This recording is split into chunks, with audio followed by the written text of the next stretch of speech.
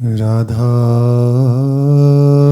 वल्लभ श्री हरिवंश। राधा वल्लभ श्री हरिवंश। सत्प्रेम सिंधु मकरंद रसोगधारा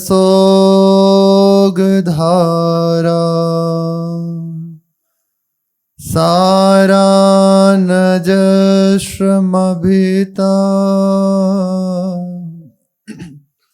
श्रवदाश्रितेषु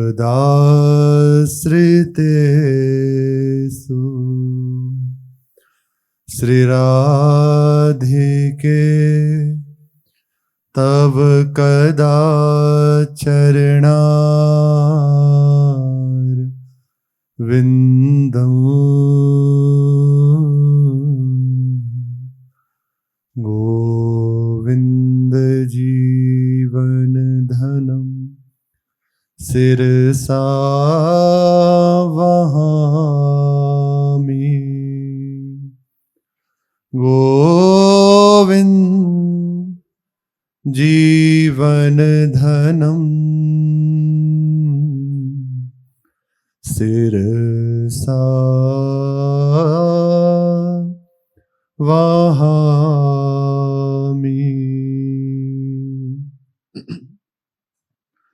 पुरावंशी रूपस् तदनो हरि सौख्यात् सहचरी ततोपि श्रीराधा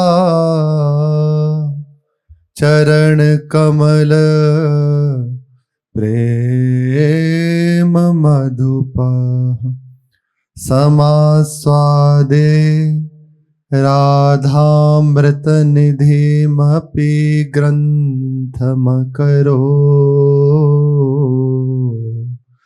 दद्दयालुर्दीनानां सहित हरिवंशो विजयते। दद्दयालुर्दीनानां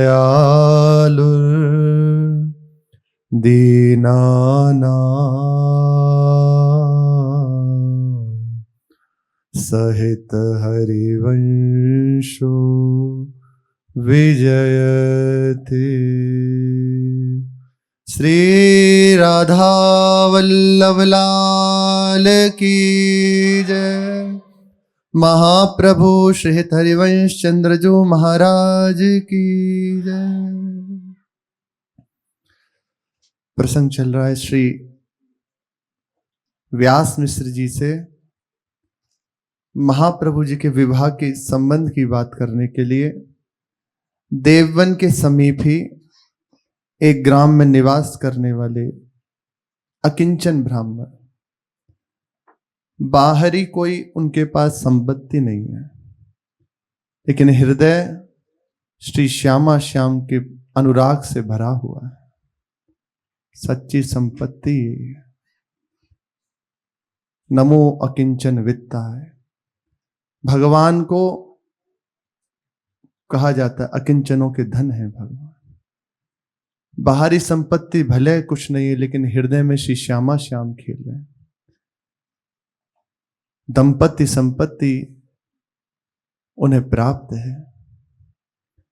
ऐसे श्री श्यामा श्याम के अनुराग में रंगे हुए वह विप्र देवता व्यास जी से अपनी पुत्री के विवाह के संबंध की चर्चा श्री महाप्रभु जी के लिए करने आए हैं। वार्ता हुई, बहुत प्रियता पूर्वक श्री व्यास मिश्र जी उनसे मिले और आश्वासन दिया कि निश्चित यदि श्री ठाकुर जी की इच्छा है तो बहुत जल्दी ये संभव हो जाएगा विवाह। आप कल अपनी पुत्री के साथ एक बार श्री ठाकुर नवरंगी लाल जी के दर्शन के लिए आए। तारा रानी जी एक बार श्री रुक्मिणी जी को देख लें, यदि उन्हें पसंद आ गए तो निश्चित बहुत शीघ्र ही हम हरिवंश चंद्र जी का विवाह कर देंगे आपकी पुत्री के साथ। यहां से श्री विप्र देवता घर वापस गए और श्री रुक्मिणी जी से कहा कि तुम्हारे विवाह की हम चर्चा व्यास जी के पुत्र श्री हरिवंश चंद्र जी के साथ करके आए हैं। कल तुम्हें हमारे साथ चलना है श्री ठाकुर जी के दर्शन के लिए। वे मौन शांत जी। और जब जाने का समय हुआ, दोनों पिता पुत्री श्री ठाकुर जी के दर्शन के लिए निकल गए। ये प्रसंग हो चुका है, बस स्मृति के लिए। रुक्मिणी जी और श्री व्यास मिश्र जी से जो संबंध होना है उन विप्र देवता का, वे ठाकुर जी का दर्शन कर रहे हैं। सलज नेत्र अद्भुत रूप सौंदर्य से संपन्न है। ये श्री महाप्रभु जी जैसे वंशी के अवतार हैं, ऐसे ही श्री रुक्मिणी जी वंशी की मोहिनी शक्ति का अवतार है। महाप्रभु जी की मोहिनी शक्ति है, वंशी की मोहिनी शक्ति उनका अवतार है। उनका रूप, उनका सौंदर्य, उनका स्वभाव क्या वर्णन किया जाए, जितना कहो सब कम ही है। सलज नेत्रों से श्री ठाकुर जी के रूप सौंदर्य को देख रहे। अब ऐसे नेत्र अटके कि पिता के संग आई हैं, क्या करना है, जो चर्चा हुई थी वे सब विस्मरण। बस नेत्रों से नेत्र मिले, बाहरी सुधि भूल। महाप्रभु जी ठाकुर जी की सेवा में ही है, श्री युगल सरकार की। उन्हें बाहरी इधर अभी भाव ही नहीं है, वे डूबे हुए बस श्री युगल सरकार की सेवा में है। श्री रुक्मिणी जी एक और बस एक टक दृष्टि से श्री नवरंगी लाल ठाकुर जी को देख रहे हैं। दर्शन की पद्धति यही है। यह भी पता ना हो कि पोशाक कौन सी, कौन सा पेच धारण किए हुए हैं, कौन से रंग की पाग है। नेत्रों में नेत्र मिले, घंटों बीत गए। परिक्रमा रूप की भी परिक्रमा होती है, जैसे अपने ठाकुर जी की परिक्रमा, धाम की परिक्रमा, गुरुजनों की, संतों की परिक्रमा, ऐसे ही रूप की परिक्रमा होती है। चरणों से सिखाते और फिर चरणों तक हो रही बार बार, और एक बार जहां अटक गए नेत्रों में नेत्र। यही पद्धति है। प्रारंभ नेत्रों से, चरणों से। प्रेमी जनों का तो प्रारंभ भी नेत्रों से होता है। चरणों पे दृष्टि गई और एक बार में बस जितना देख पाए, बस नेत्रों में दृष्टि अटक गई, भरी हुई नेत्र। बिहारी देव जी जब श्री बिहारी जी का दर्शन करते, एक बार बस ऐसे दृष्टि उठाई, उसमें जितना देख लिया और सीधे नेत्रों से नेत्र मिले। अब घंटों ऐसे ही खड़े। जब इशारा हुआ तो नेत्र झुकाए और ऐसे ही चले गए। किसी ने पूछा, आपने प्रणाम नहीं किया, आप प्रणाम नहीं करते, आचार्य हैं। तो कहा कि रूप का प्रवाह हो रहा है, रूप का प्रवाह हो रहा है। अब इतनी फुर्सत नहीं किस प्रवाह से हटके प्रणाम नमस्कार आदि करें। नो किंचित कृत में व्यत्र नुतिर्नागो न संभ्रमो राधा माधवयो स कोपि सहजा प्रेमोत्सव पातुना। नेत्रों से नेत्र मिले। इधर श्री तारा रानी जी को जब खबर मिली कि रुक्मिणी जी ठाकुर जी का दर्शन कर रही हैं, इन्हीं से विवाह संबंध की चर्चा चल रही है, वे आई और श्री रुक्मिणी जी की ओर दृष्टि पड़ी। अब जो ही दृष्टि पड़ी वे अत्यंत आसक्त हो गए, देखते ही एकदम मुग्ध हो गए। खबर पहुंचवा दी, कह दो हमें कन्या पसंद है, आज ही इनका संबंध तय कर दिया जाए। और वे रुक्मिणी जी को समीप बुलाया, उनका हाथ पकड़ा, अपने समीप बिठाया। अब इतने हृदय से वो प्रसन्न हो रही हैं। अब उनके हृदय की तो वही जाने, एक ही पुत्र। यहाँ भी लोक में देखो, अकेला लड़का हो, खूब धन संपत्ति हो, उसका विवाह हो तो कैसे माता पिता हर्षित होते हैं। और फिर ये तो क्या कहना, इनके सौभाग्य। इतनी प्रसन्न हो रही हैं, हृदय में ही नहीं हो ये बात कि ये जाएंगी अभी वापस। दोनों हाथ पकड़े हुए, जो संग में सेवा करने वाले हैं उनसे कहा, सुंदर ओढ़नी लेके आओ श्री जी की प्रसादी। तुरंत ओढ़नी मंगाई, ओढ़नी उड़ाई उन्हें। अब वे शांत गंभीर बस ऐसे बैठे हैं। फिर कहा प्रसाद लेके आओ, सुंदर प्रसाद मंगाया, कुछ मुद्राएं और आदि देके उनकी अंक में ऐसे भर दी, मानो गोद भराई वहीं हो गई। विवाह से पहले होती है ना गोद भराई, गोद भराई हो गई। नवरंगी लाल जी के सामने ही सब। अब तो ऐसे लेके ही बैठी हैं, कुछ वार्ता करना चाहती हैं, और जब वो बोलती हैं तो और हृदय अत्यंत प्रेम से सनी हुई वाणी। उनसे कहा कि अब इनको विदा करना है। तो बड़ी ऐसे अंदर से बहुत होता ना कि अब कोई जा रहे हैं, ऐसे बड़ा दुख मानते हुए ठीक है ठीक है। उनसे कहा आप विवाह का मुहूर्त कब का निकला, कब तय हुआ व्यास मिश्र जी से। ने कहा आप थोड़ा धैर्य धारण कीजिए, अभी हम यही शुभ मुहूर्त निकाल के शुभ तिथि पे इनका विवाह हम तय कर देते हैं। श्री व्यास मिश्र जी उन विप्र देवता से कहते हैं कि श्री ठाकुर जी की कृपा से, उनकी इच्छा से इनका संबंध तय हो गया। तारा रानी जी को आपकी पुत्री बहुत पसंद आ गई। अब बहुत ही शीघ्र हम इसमें आगे जो विवाह की रीतियां हैं वे संपन्न करेंगे। तिथि लगन, उन्होंने कहा आप इतने बड़े ज्योतिष हैं, आप ही कृपा करके कोई शुभ तिथि निकाल लीजिए। क्या जी, परस्पर तय हुआ कब क्या, फिर विवाह की तिथि तय हुई।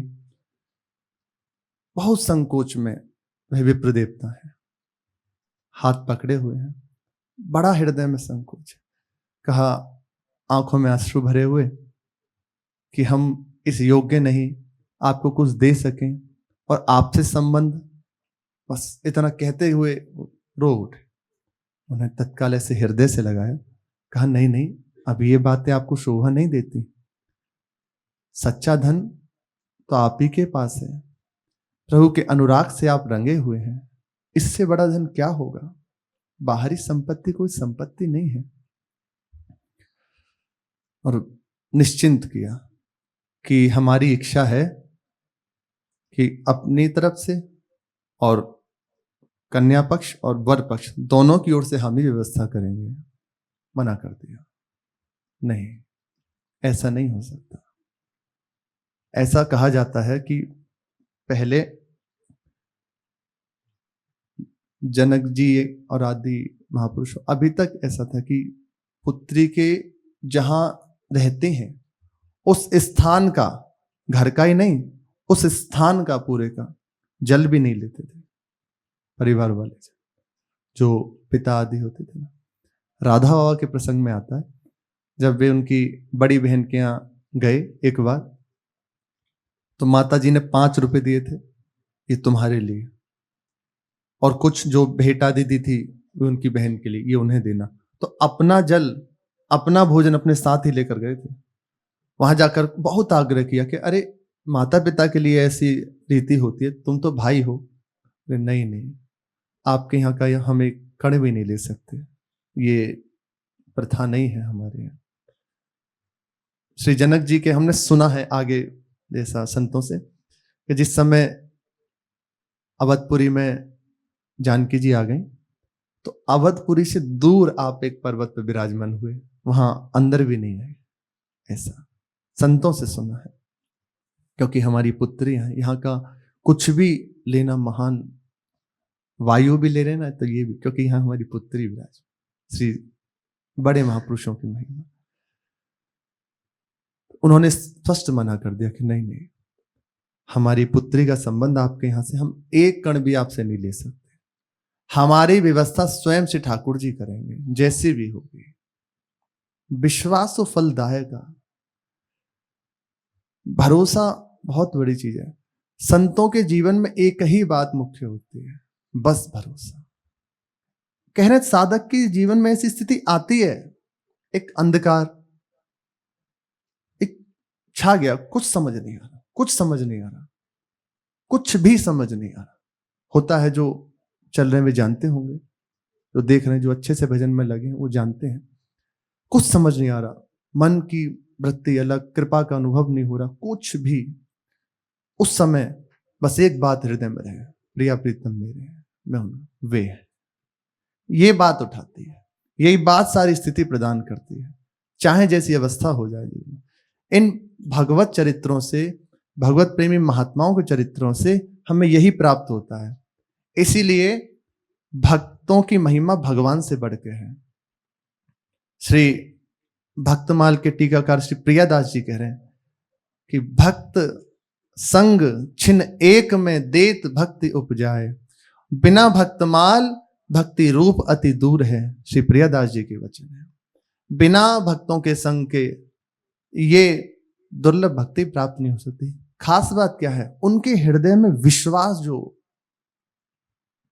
दृढ़ विश्वास, इतना दृढ़ विश्वास, प्रभु भी कह रहे हैं हटो, लेकिन नहीं, उनकी बात। आप कृपालु हैं, हमने सुना है, कृपा के सिवा आप कुछ कर नहीं सकते। बस बहुत यही बस प्राप्त होता है भक्तों के चरित्र से। विश्वास जहां दृढ़ हो गया, अब प्रभु की प्राप्ति में दूरी नहीं रहती। हमारे विश्वास में ढिलाई, हमारा विश्वास बहुत जगह बटा हुआ है। हम हृदय से देख लें, अपने बल में, बाहर किसी व्यक्ति वस्तु में, किसी ना किसी में, अपनी मन बुद्धि में, अपने साधन में, निश्चित ये विश्वास इतना बिखरा हुआ है, बस चारों ओर ये सिमट जाए, इसी की तैयारी है। बस जितनी जल्दी आप समेट लें, जितनी जल्दी इसे आप प्रभु के चरणों में अर्पित कर दें। बस प्रभु का भरोसा, एक भरोसा, एक बल, एक आस विश्वास, एक राम घनश्याम हित, चातक तुलसीदास। विश्वास संपूर्ण जीवन की पूर्णता की बात है। विश्वास जिसके जीवन में आगे न बात, प्रभु का भरोसा। अरे संसार का भरोसा है, शरीर का भरोसा है, अपने आप का भरोसा है, कितना कौन उसकी नहीं पता, वो हमारा सहयोग करेगा नहीं करेगा, शरीर कब कौन सी अवस्था में चला जाए कुछ पता नहीं, पर नहीं हो पाता। हम भगवान का विश्वास नहीं करते। सर्वत्र है, सर्वतंत्र स्वतंत्र है, महाशक्तिशाली हैं, सर्वज्ञ हैं, और सबसे बड़ी बात है वो हमारे हैं, हमसे बहुत प्रेम करते हैं। ये निश्चित निश्चित जब चाहेंगे, जैसे चाहेंगे, वे हमारे आगे से आगे हमारा रक्षा करेंगे, हमारी सब व्यवस्था कर देंगे। अयोध्या जी में एक संत हुए, नाम राम रगड़े दास जी महाराज, उनका नाम।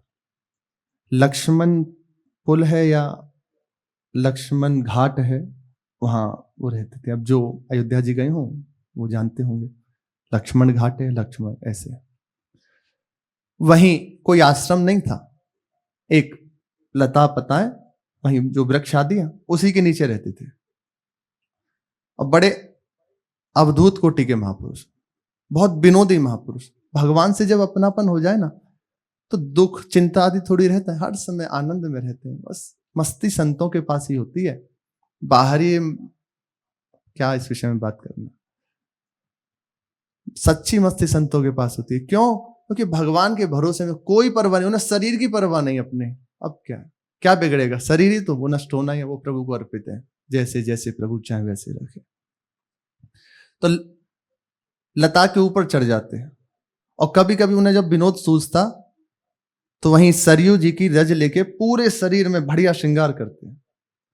बड़ी बड़ी दाढ़ी मूछ और जटाएं थी, तो उनको खूब अच्छे से ऐसे सुंदर उनकी आकृति बनाते, तो सूख जाती तो बढ़िया आकृति दाढ़ी पे और कमर पे बढ़िया से, और इतना मोटा अगरबत्ती का गुच्छा लेते, उसको पूरा जलाते। जब देखा सब जल गई, उसमें से सुगंध आने लगी है, तो इधर इधर यहाँ पूरे शरीर में श्रृंगार करते। और जो मेला आदि होता है ना, जैसे उत्सव आदि होते ही रहते हैं, तो बीच में भीड़ में जाके खड़े हो जाते, दोनों कमर पे ऐसे हाथ रख के। अब तो सामने जो देखे वो तो दूर से भाग जाए एक बार में, क्योंकि ऐसा स्वरूप। और कहते ऐसे ताल ठोक के, राम रगड़ा सबसे तगड़ा ऐसे ही कहते, राम रगड़ा सबसे तगड़ा, हम राम जी के हैं, अब उनके द्वारा अपनाए हुए हैं, सबसे तगड़े हैं, राम रगड़ा सबसे तगड़ा। ऐसे दोनों भुजाओं पे हाथ ठोकते, भरोसे में एकदम मस्त रहते, जो सहज में मिल जाता उसे पा लेते हैं। सरयू जी का स्नान, बस ऐसा विनोद सूझता।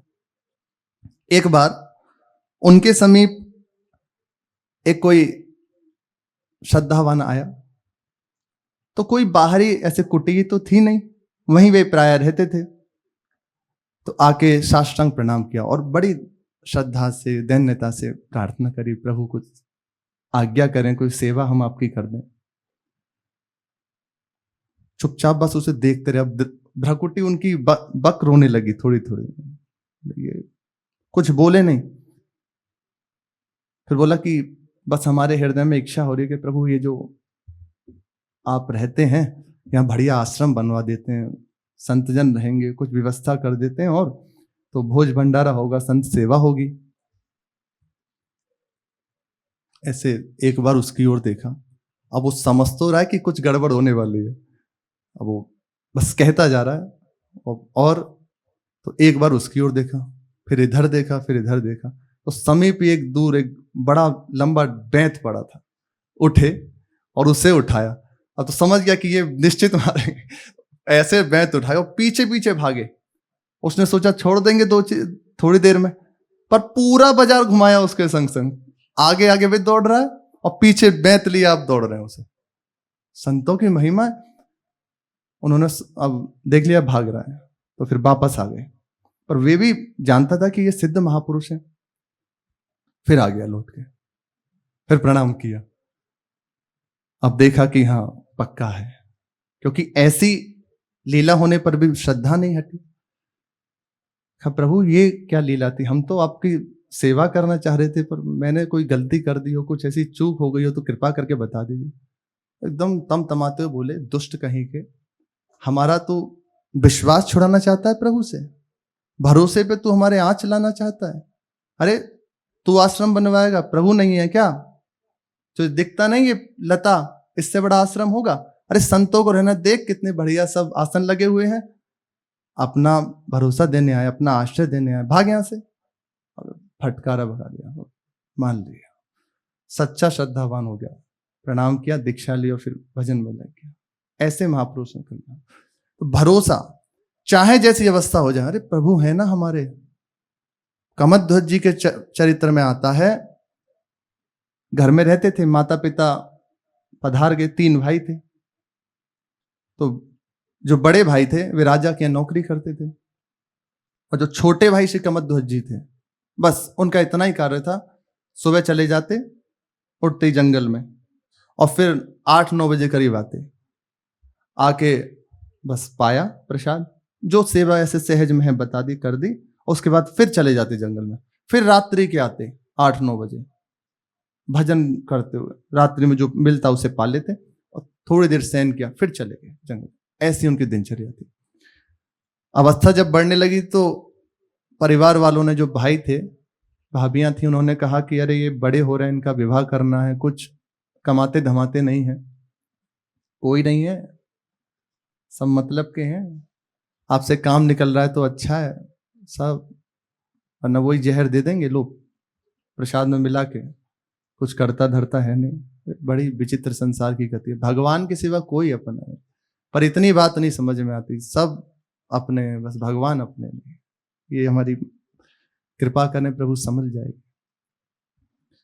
परिवार वाले अब ये शुरू हुआ कानाफूसी आपस में कि कुछ कमाते धमाते नहीं है, विवाह होगा कैसे, पालन पोषण होगा। और फिर एक दिन जब वो प्रसाद पाके जा ही रहे थे तो रोक लिया भाइयों ने कि सुनो, हमारे हृदय में इच्छा है कि अब तुम्हारे विवाह का उम्र हो चुकी है, तो रुक जाओ, अब राजा के यहाँ हमारी सेवा है ही है, तुम्हारे लिए भी हम बात कर लेते हैं, कुछ अच्छी तुम्हें सेवा मिल जाएगी तो कुछ धन आएगा और फिर तुम्हारे आगे विवाह होगा, सब संबंध होगा, वे भी तो चलना है।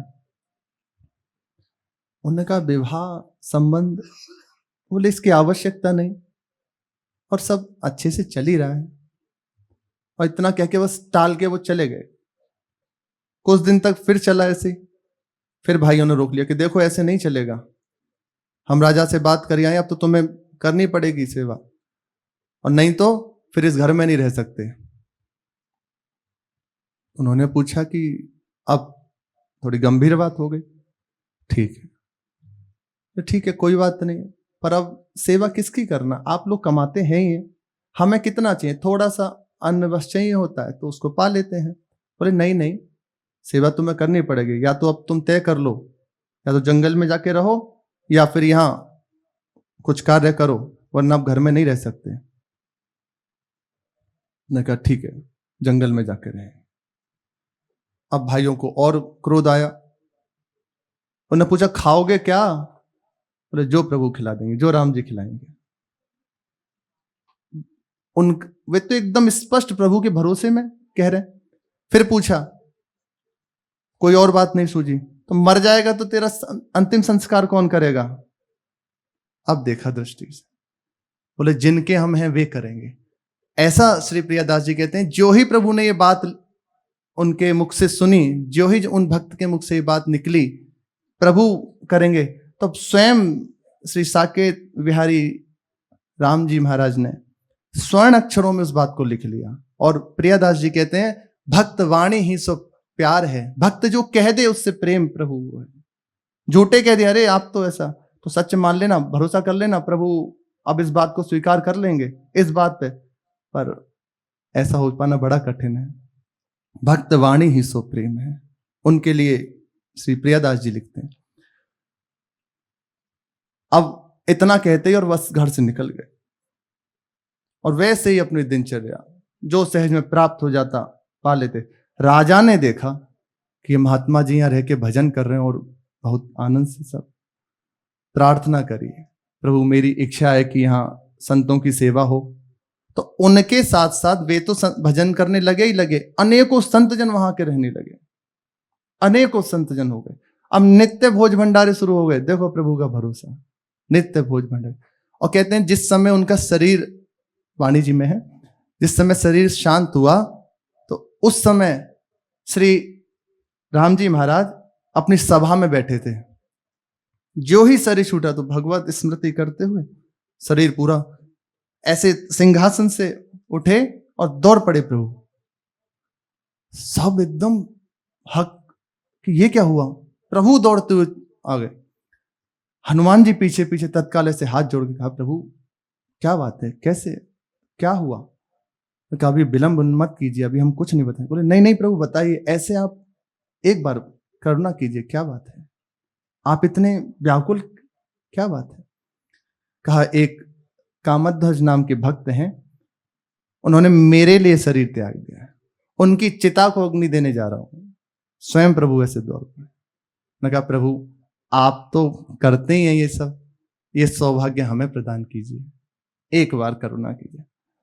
तो भगवान हनुमान जी का जब देखा कि भाव है, तत्काल आश्वस्त हैं, ठीक जाओ।